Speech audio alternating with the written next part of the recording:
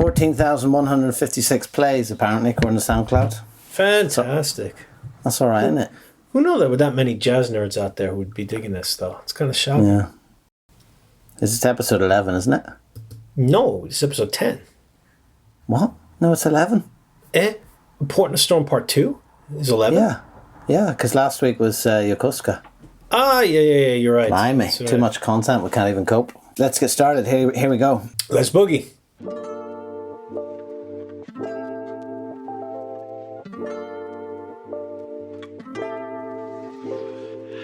Okay, welcome everyone. Hello again from a sunny and windy and rainy Dublin. Very strange weather today. This is episode 11 of Tokyo Jazz Joints podcast. James, I've had a nice morning. I was up 8 o'clock, went to the supermarket with the mask on, got the shopping. I've come back. I've put a beef rendang in the oven, had a lie on the bed, listened to some black jazz label stuff. Read Blue Nippon, that book by E. Atkins Taylor, and now we're talking. So, I mean, it just doesn't really get any better, does it? Well, it's good to, build up to a great peak, isn't it? Having no idea what a rendang is and why you would put one in the oven. Shocking. Your day does sound more interesting than mine. I was working as usual, but I have just opened a very weather-appropriate bottle of Guinness Original Extra Stout, which should just about get me through the recording of this podcast. So, well, I was just about to ask you what you're drinking, but you've beaten me to it. I might join you next week. Actually, I've got to deliver some food to a friend this afternoon, so I'll probably stay off for now. But I might join you next week. So, listen, we finished last week in Yokohama, and we're going to pick up where we left off, and appropriately, we're going to start with Bar First. Now, I did a bit of research on Yokohama since we last spoke, so I'm about to blow your mind here, and I know you're based in Yokohama, and so will our listeners, because, I mean, let's face it, you never stop talking about it. First place ever to brew beer in Japan, Yokohama. Did you know that? I did not know that. And first place to ever make ice cream. What do you think of that? That I did know.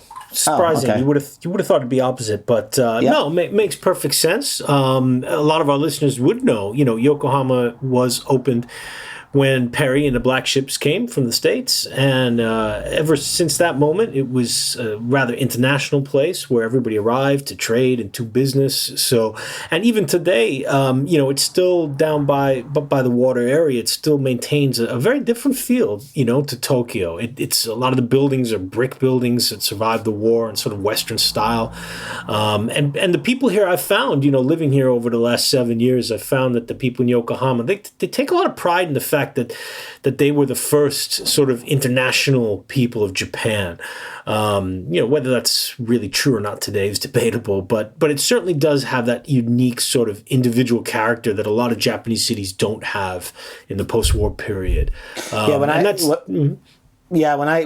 first arrived in Japan, that's where I was. I think I mentioned that in previous podcast. So I was there for a year and a half, and then I continued working in Yokohama. I moved up to Tokyo after a year and a half, and after reading Norwegian Wood by Murakami, of course, who just incidentally is DJing, as we know today, for 2 hours. He's delving into his huge jazz record collection. He's playing a stay home special on I think Tokyo FM.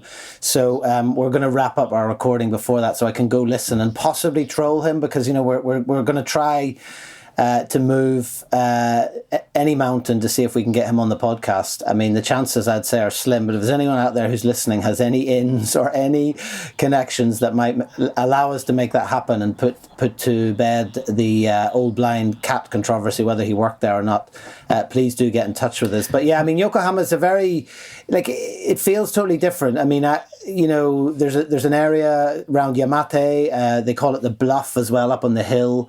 Again, loads of old wooden houses. It has a very, sort of early 20th century feel to it. You might recognize the type of houses in places like San Francisco. Some of the houses have a very similar feel to some of the houses there, and certainly you can see the same kind of housing in Hakodate and Kobe as well. And it is different to Tokyo. It is also, I did double check my facts, and it's definitely the second biggest city in terms of population in Japan. But yeah, I mean, I enjoyed living there. I mean, I was kind of processing everything else when I went, so I maybe didn't make the best of Yokohama and everything it has to offer. And I was much keener to get up to Shibuya and Tokyo and trawl the record shops and things like that. But yeah, it's a nice place to live. Well, it makes perfect sense because, I did the opposite. I was based in Tokyo for basically the first 13 or 14 years and then moved down here. And for our listeners who've never been to Japan, I mean, it is a completely separate city, and as Philip was saying, with a very different character and history. But, the whole Tokyo urban area does sort of just meld into one another. I mean, you've got Tokyo, Kawasaki, and Yokohama, all administratively different. But when you're riding the train, it's just one big, long concrete sprawl. So it's not as if it's, a very long way. I mean, I can get into the center of Tokyo. It's 30 kilometers. It's about, 35 minutes on the train. But when I came down here, I think, I'd visited Chinatown, I'd visited the port area, the historical sites, but I didn't really get around very much just on those little trips. And after living here, I've been able to explore a lot. And certainly, I would say it was about a month or two in after I moved that I found Bar First, which is our first destination here tonight, through a friend. A friend had told me, go down there. And it's interesting because it's not the most famous place. So it was a strange recommendation.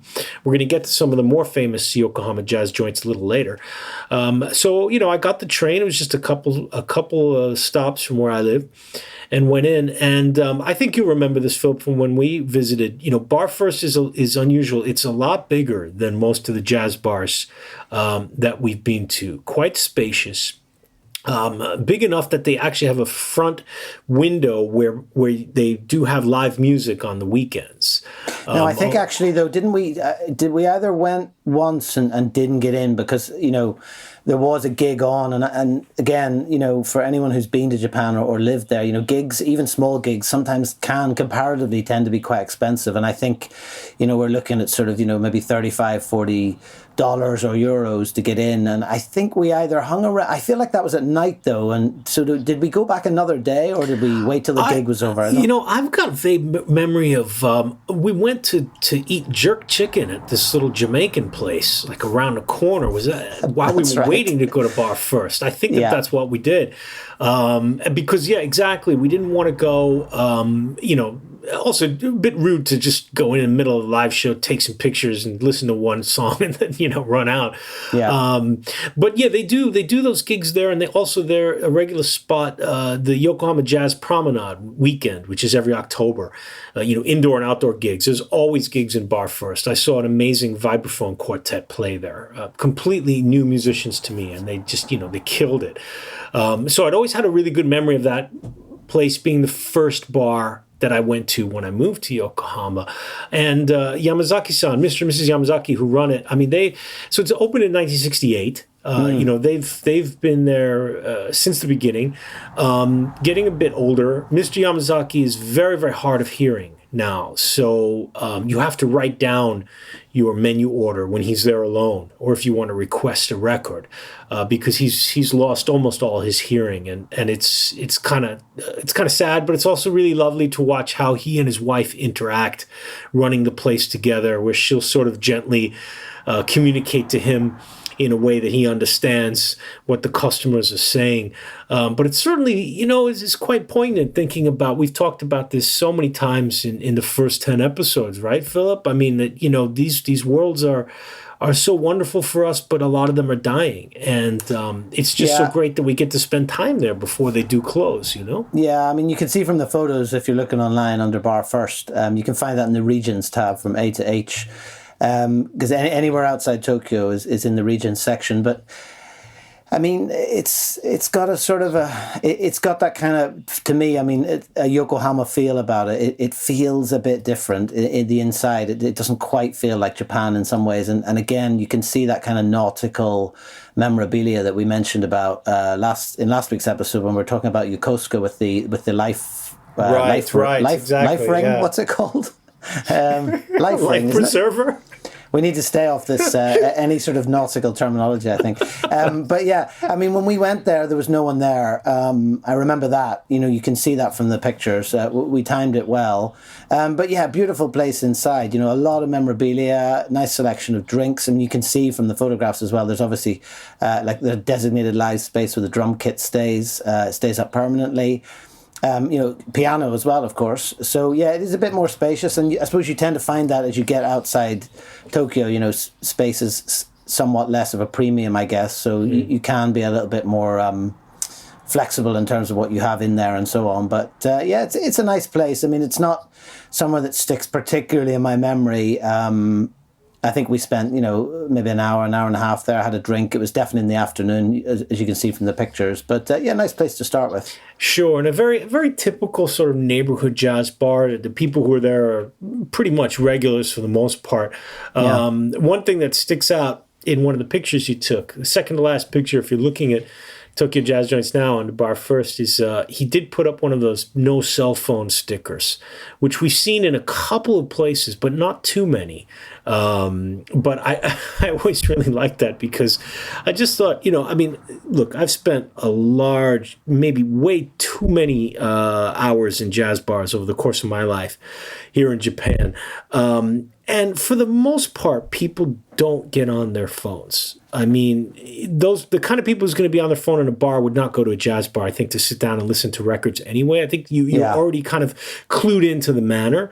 But the fact that that Mr. and Mrs. Yamazaki felt that they had to put the sticker up there kind of intrigued me. And I was wondering, you know, was that a problem? Were people talking over the records? I mean, of all the places we've ever been, Philip, have we ever encountered anyone being obnoxious on their cell phone in a jazz bar? Like, I don't recall once. No, I mean, it's just not the kind of, I mean, and I think as well, if people were, you know, unknowingly, they'd just be asked to turn it off. I mean, they are about the music. I mean, okay, it's a neighborhood place. Yes, it's a bar, but, you know, ultimately, it's really about going in there and having a drink and listening to the music, and that's kind of always the priority. So you're right there. It sounds like you've fallen over.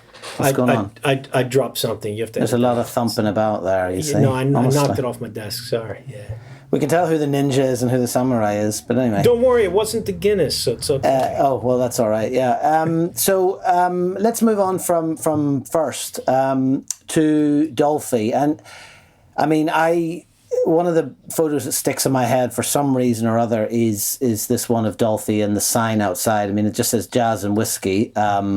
Dolphy, and there's something about that street. I don't know why in my head, for some reason, I imagine this street scene to actually be somewhere other than Yokohama, and I always have to kind of remind myself that actually Dolphy is in Yokohama. To me, it looks like, I don't know, it's maybe that pavement or something. It's a bit more like Kyoto or something, and obviously I think it says Yamagata, doesn't it, in the sort of background of the picture. But Dolphy, I have scant memories of Dolphy, I'll be honest. I mean, I remember the door obviously very distinctly, the beautiful typography and the picture of the sax, and obviously the owner, that picture of him smiling is just one of those pictures that, you know, if you were ever feeling down or annoyed, it's just the sort of picture that you need to look at, would really pick you up. I mean, he was just the nicest gentleman. Which we've used on the 75th, I think, celebratory flyer. Was Mr. Komuro from Dolphy. Right, I mean, his smile is absolutely gorgeous.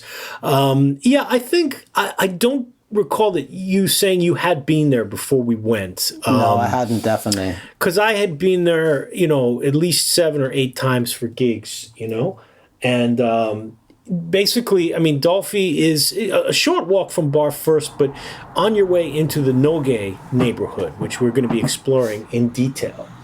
And Dolphy is live music every night of the week. You can see from the great sign that you just talked about, the street scene sign, you know, open at the very precise 5:35 p.m. to 2 a.m. Possibly the most precise opening time of any of the places we've been, I would, right? Anybody who is considering going there, that is absolute nonsense. So you will be waiting outside a very long time if you show up at 5:35. Live music every night. And what's incredible is the sheer range of styles that he has there, including a lot of European free jazz musicians who I think we mentioned last time when we went to Candy in Chiba. How Hayashi-san has a connection to a lot of free jazz players from Scandinavia. Well, they know Mr. Komuro as well. So Komuro-san gets these, hardcore Norwegian and Swedish and Finnish musicians who, when they come to Japan, inevitably will play a small gig at Candy, like on a Sunday afternoon, and then come down to Dolphy on a Monday night. I've seen that pattern 5 or 6 times at gigs that I've been to.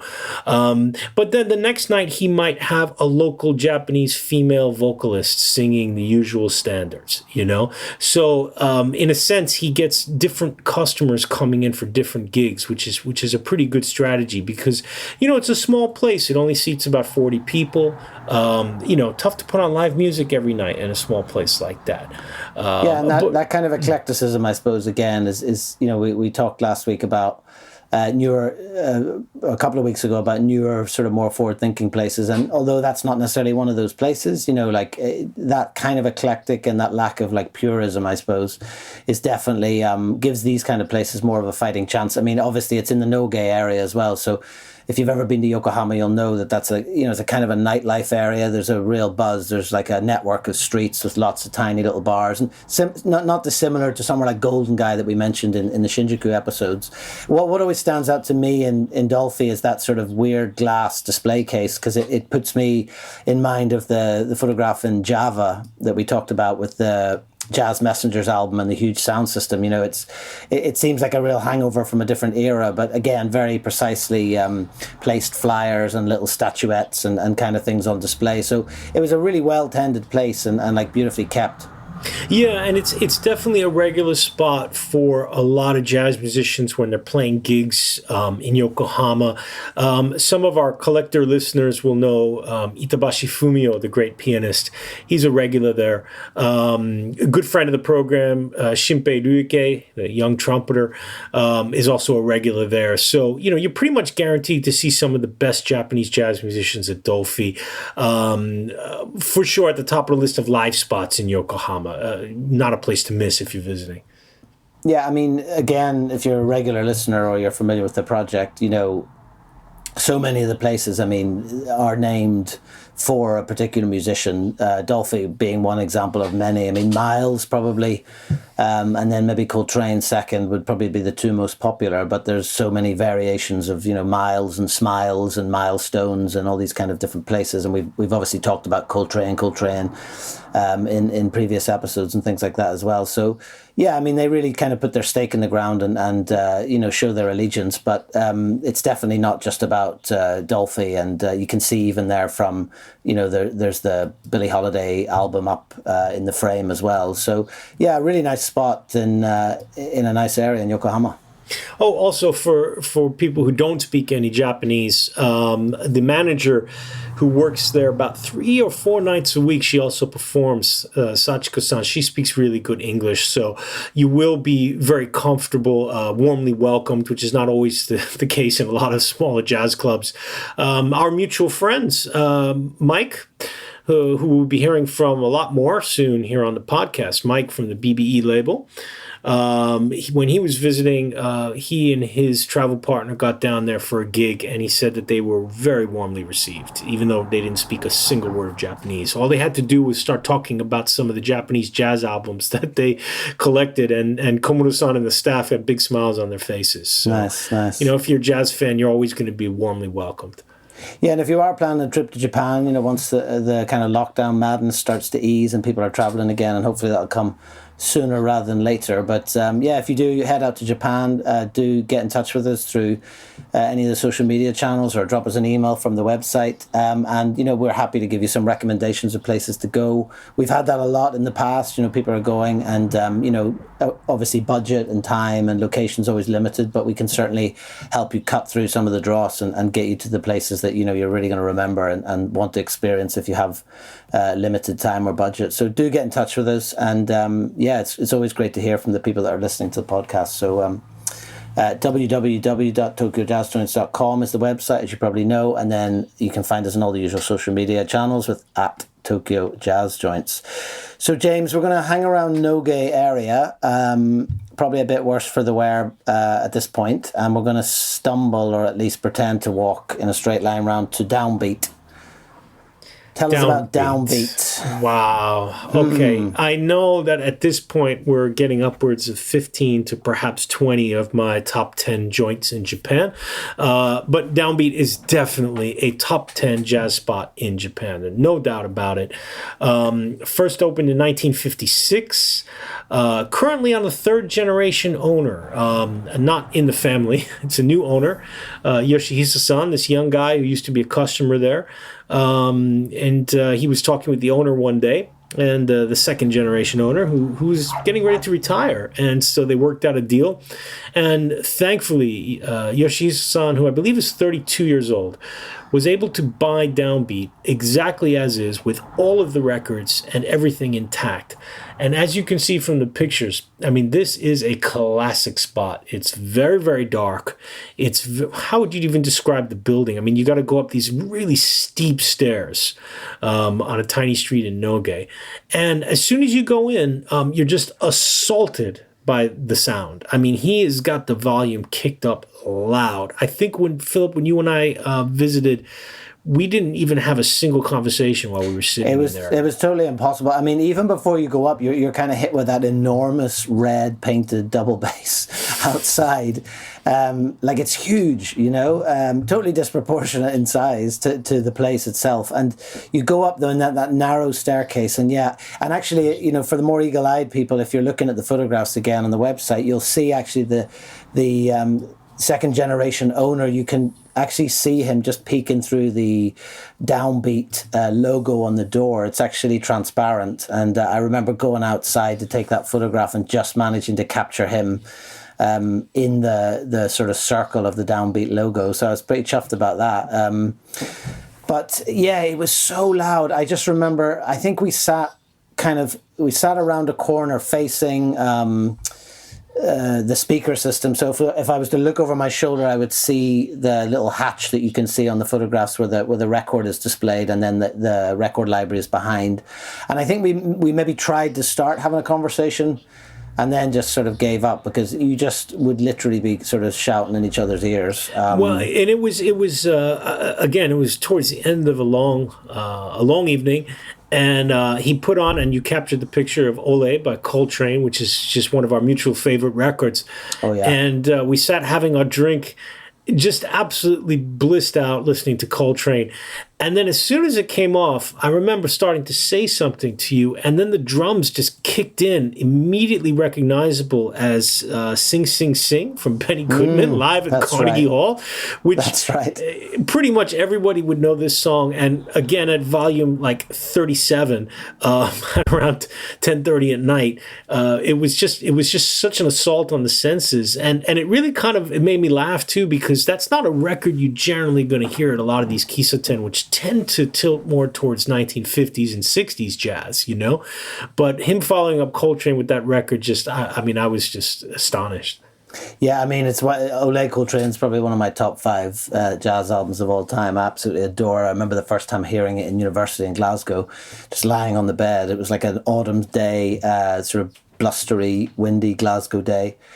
And I just remember thinking, wow, like this album. So when it was put on here, I was so excited, and it was just like definitely one of those top memories from the project. In its whole, and we'll talk about our sort of highlight moments and our favorite memories of the project maybe in a later episode. But definitely for me, one of the standout memories was sitting in there with that just ear-splitting volume and Ole playing on that sound system. But I mean, it's not just even the sound system. It's not even that record collection. I mean, if you look at the interior, it's got those really sort of dated, like red and black vinyl chairs, and you can probably see from you can just about see from the 5th photograph in that series, if you're looking at the website, like the entire roof and all the walls in that area are covered with tiny pictures of jazz musicians and flyers and posters and things like that, and whether they were varnished at one point or whether they're just kind of congealed from years of cigarette smoke and sort of dirt, but it's just the entire wall is this kind of like collage of jazz memorabilia, and it's just a fantastic place to sit in. I mean, I actually, looking again at the pictures tonight, I'm so happy because even though they're a little dark, they're much better than I remember, because it's really dark in there. And I didn't think you were going to be able to get any pictures. I thought we'd have to come back in the daytime and ask him to kick the lights on a little bit, But yeah, it's super dark. You walk in there, they open at 4 p.m. and, you just lose time completely. You have no conception of what time it is. And I thought that the volume thing, that was like a nighttime thing, that if you went in the afternoon, maybe it would be a little bit more mellow as people are having their coffee. No, from the minute he opens the doors, the volume is kicked up, and he'll play some pretty heavy free jazz in there as well. So, I mean, it's seriously a place for hardcore listeners, without a doubt. And I'm really happy that you got the photo, the last one there that says John Coltrane, and in Japanese it says Tokushu Maitsuki, which means like special edition every month on the 17th, 6 to 9 p.m., John Coltrane listening party. That actually has not been going on for years, probably more than 20 years. But they've kept the sign up there, which I just love, Yeah, there's lots of little nice touches. Actually, looking through my phone as well, just seeing what I had on there. I have a photograph of like a coaster. They have those little beautifully embroidered coasters as well with the DB logo on them as well. So there's just all these gorgeous little touches, that, as you say, have been there for decades, but they still maintain that kind of standard, and it still has that sort of feel about it. And did we ever figure out why Nikita poster's there by the little record window? That I'm very curious about that. But there was something to do with films, wasn't there? Because there was other films. Because you can see there's actually another. It's maybe Renoir, is it? There's another poster there for a couple of art exhibitions and things like that as well. Downbeat's also where the Steve McQueen poster is in the John, the one hanging up next to the urinal. So he's obviously got a bit of a film collection thing going on. I mean, the previous owner, Yeah. But yeah, I mean, Downbeat. So again, if you do make it to Japan, make sure Downbeat's on your list. And I would say if I could wave a magic wand right now and revisit, 5 places, Downbeat would definitely be on the short list for sure. One more edition of Tokyo Jazz Joint's breaking news for you. I was in touch with Yoshihisa-san just earlier today to ask him about picking up a Downbeat T-shirt, and he informed me that they are now reopening. And so, we won't go into the whole complexities of whether that's a good idea or not at the current moment to be sitting in a poorly ventilated jazz cafe. But in any case, he is reopening with limited hours, and he's still got a good stock of Downbeat T-shirts. So next time we speak and get some social media up, you will be seeing me wearing my Downbeat T-shirts. And don't forget, please support your local music businesses in this time of need. It's given us all something to look forward to, hasn't it? To see you in your T-shirt. I'm sure people have already seen you in your Eagle T-shirt that you posted yesterday. So it's good to have a series of those. Perhaps it could be a spin-off project. That comes for our special supporters, which is something we'll get to a little bit later. Yeah, as well. I'll not be photographing that series. But listen, if you get some T-shirts, maybe what about we get a couple of extra, and then maybe we can put those out to the listeners and have some kind of raffle or something like that. Yeah, that would be great. I was thinking as well that people have been asking me some questions through various medium, whether texting or sending an email or whatever. Sometimes we see some things online as well. But if you are listening and you've got a question, send us through via email or social media, and we may do a little bit of a segment on some upcoming shows with listener queries, because I know there's a lot of curiosity about some of the places we've talked to that people may have visited, or some of the broader questions. There's definitely a lot of interest about things that we've talked about in terms of jazz in Japan historically and culturally. So yeah, send us through a few questions and we'll put together a special episode like that. And just to finish off with Downbeat, James, I'm pretty sure they're on Instagram as well. So again, if you're on social media, have a look for Downbeat, and you can follow and see what they're up to A great on website Instagram as well, actually. One of the better jazz joint websites. With English included. So definitely check that out. Yeah. Cool. Okay, so I think that was. I think Bar First and Dolphy we visited on the same day. Downbeat was a separate evening, and then just to finish off today, the rather curiously named Marshmallow, which advertises itself as jazz and coffee. Now, if I'm not mistaken, we kind of stumbled on this by accident, didn't we? Or we discovered this rather than having made a particular beeline for this place. Is that right? We did. That is 100% correct, because Marshmallow is not located in the Noge neighborhood of Yokohama, which is sort of the port side, a lot of jazz joints and eateries and drinkeries. It's actually in Chinatown, which is a little bit of a strange spot to have a jazz cafe. But when we went in, I remember we started talking to the very friendly owner, Joe Fusan. I don't know if you remember this, Philip, but he pretty much talked the entire time we were there, a bit like the Billy's guy we mentioned in Chiba. He was very, very effusive, explaining about why he opened the cafe.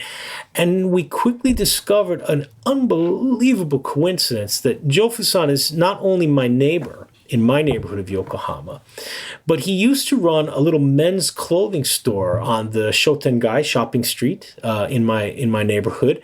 And I remembered him because it was right next to 7-Eleven. It was a little men's clothing store, the kind that every old shopping street in Japan has, post-war. And I remember Joe Fusan always being in there, sitting on a very high stool, chain smoking while reading a newspaper, surrounded by all of these old man sweaters and slacks, the kind that all old Japanese guys wear. And I remember just thinking, like, who on earth would buy any clothes from this guy? He's been in this store for like 30 years, just sitting there day after day, chain smoking with the most hideous old man clothes. So I remembered him vividly, never knowing, and this was about 2 or 3 years that I used to see this guy. And then finally we walk into Marshmallow, and it's like, it's the same guy. But he also then, didn't he have like a record label? So he was, was that a new thing? He was doing reissues of various things, because I remember him talking about some particularly rare live album. I think it was actually Eric Dolphy, but you're 100% correct. No, not only doing reissues, he even did recordings. So he ran the label out of his house while operating the little men's clothing shop, and he did recordings in Europe, in the States, and I think he probably had issued over 100 titles over the last 20 years or so. So the label was fairly active. It wasn't one that I was familiar with. And just the fact that, he was doing this while running a little shop and living just 45 seconds from my house was so bizarre. And above that, do you remember who we met when we were taking pictures in Marshmallow? Oh, the owner of Octet? That's right. That's right. Okay. The incredible Octet in Yamagata Prefecture. He happened to come in, Aizawa-san. That's right. And they were chatting, and then Joe Fusan introduced us to him, saying, "Oh, these two foreign guys, they go around taking pictures of jazz cafes." And so Aizawa-san gave us his card and said, "Please come to Yamagata."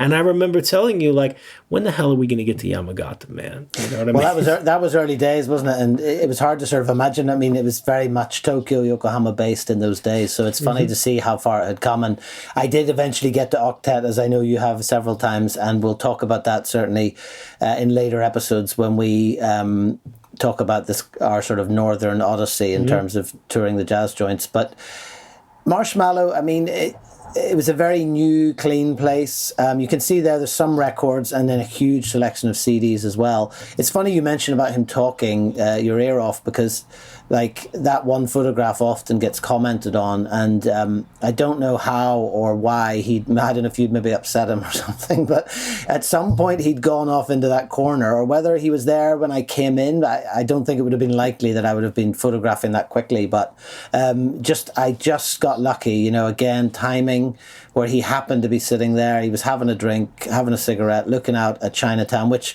again, if you've been to Yokohama, you'll know is a very odd place. I mean, it is Chinatown by every stretch of the imagination. It's the biggest Chinatown in Japan, but it has a very sort of Chinatown by Disney feel to it, doesn't it? It's very much like a tourist attraction. It's very clean and sort of quite sanitized and a little bit expensive. You can get as well. off a couple of alleyways where you get a little more dirt and grit. But yeah, you're right. Actually, we should mention though that I just remembered there is a reason why he opened there, and I don't know if that was when we visited that he told the story, but he was actually born in Chinatown right after the war ended, 1946, and he grew up there. And I remember him telling me, when he was a kid, that was a very, very rough part of town. There was a lot of street battles going on between Japanese, Chinese, and American gangsters. And so there was a lot of stabbings, a lot of shootings. It certainly doesn't anything you can imagine today when you visit, because it does have that kind of, identikit Disney feel that you mentioned. But I remember him telling the story. So he's always kept a connection to his home neighborhood, Yeah, it was just one of those really fortunate finds. And we spent a fair bit of time sitting there and talking. And again, it just kind of shows you the sheer variety and the number of these kind of places that exist and how, as corny as it sounds, every single one you go into is completely unique. And if you do get chatting to the owners and you're lucky enough to have that time to do it, you get these amazing stories and these, incredible tales that they can tell you that lie behind the places, and also the lives that they've lived. He's clearly done quite a lot, and for someone who was chain smoking 20-30 years ago, he seemed to be in fairly good health. Not that I'm advocating chain smoking, but he was pretty genki. He just opened this new business essentially, and it seemed to be thriving. I mean, have you been back recently, or? The last time I back was about a year ago, and he was still doing the kind of listening parties. I think we've talked about this in a couple of previous episodes, that some of the cafes will have like a Saturday or Sunday afternoon or Tuesday night, and people will bring records by one artist, and they will just, sort of play their favorite tunes. Maybe someone will do a little talk if they've done some research. This is pretty common in a lot of the Japanese jazz joints, and he's still doing them. Yeah, I'm just looking through my phone, actually, because I was just checking back through to see what was on there. And I did photograph the menu, I think, of the listening parties. And I don't think it was exclusively his records, was it? The ones that he had released himself. I think it was kind of a range. Here it is. So he's got Eric Dolphy on the 31st of May, as it was, and then Zoot Sims the following 2 weeks later, then Bud Powell and Bebop Pianists 2 weeks after that, and then Hank Mobley a couple of weeks after that, and very reasonable price. So it's 500 plus a drink, 500 yen, which is about $5 or €5, and then you get a drink included in that. So again, just keeping that kind of tradition of these places being listening bars very much alive. Yeah, and you're right. I mean, people bring records with them, so it's a very communal type thing. And, we've mentioned it so many times. Why do people go to these places when you can just be in the comfort of your own home?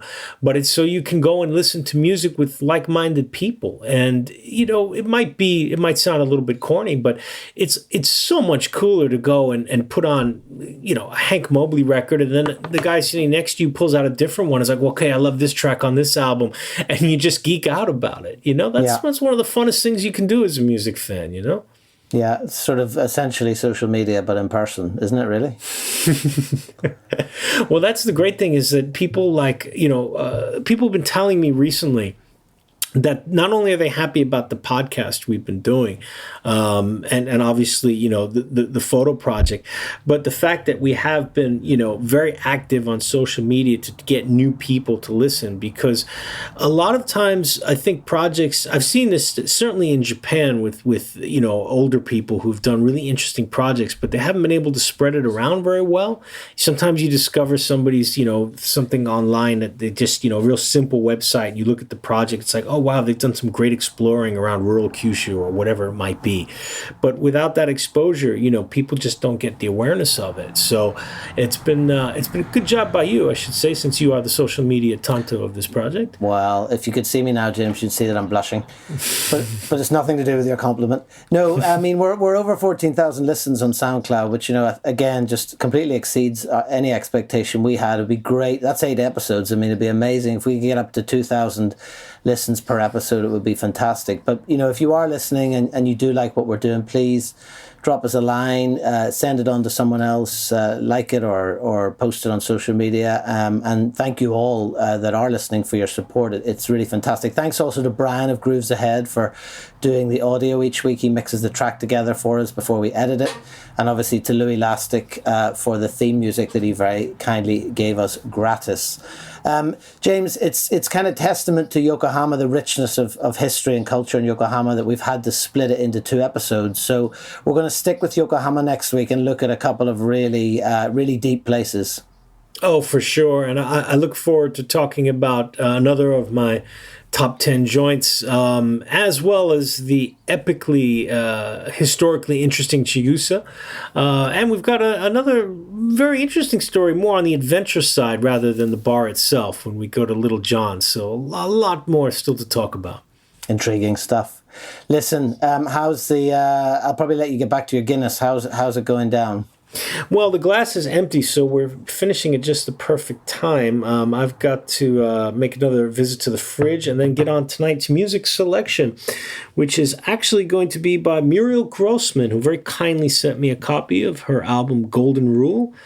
Check it out online. Muriel, thank you very much. Muriel is from Austria. She's an absolutely wonderful saxophone player, very much in the John Coltrane style. A little bit of Friday night listening for me there. In the meantime, have a good week. Stay safe, and I'll talk to you next week where we'll wrap up things in Yokohama. You betcha. Keep swinging, buddy. Talk to you next week. Bye-bye. Easy. Hi, everyone. Me again. In light of recent developments around the world, we wanted to show our ongoing support of anti-racist causes and protests for equality that we've seen in towns and cities all across the globe. There are 2 ways that you can help. The first is if you'd like to get yourself a Downbeat t-shirt. So we have a black large size, or Japanese large, which is perhaps closer to a medium if you're living in a European country or in America. What we're looking for that is simply for you to donate $30 to a social justice cause of your choice, and screenshot the donation with your name on it and DM that to us. You can connect with us either on tokyojazzjoints@gmail.com or just DM us on one of the social media platforms. If you send us that receipt for $30 or €30 or £30, depending on where you're listening, we're happy to send that t-shirt to you in the post. The other way that you can help is we're going to offer 2 prints from the project. So they're going to be 8x10 size photographic prints. They're going to be printed on archival quality paper, and we're going to do that like a silent auction. So it's going to be going for 24 hours. You can see the 2 prints that are available on our social media channels as soon as the podcast is released at 12 p.m. on Sunday, GMT. And all you've got to do then is just email us or DM us with how much you're prepared to pay for that print. We'll donate that money to a social justice cause of our choice.